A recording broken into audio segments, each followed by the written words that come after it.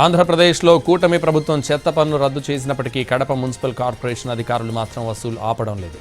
తమ ఇష్టానికి చెత్త పన్ను వసూలు చేస్తున్నారు. హోటల్స్, షాపులు, హాస్పిటల్స్, అపార్ట్మెంట్ల నుంచి ప్రతి నెల దాదాపు 30 లక్షల రూపాయల వరకు చెత్త పన్ను పేరుతో వసూలు చేస్తున్నారు కార్పొరేషన్ సిబ్బంది.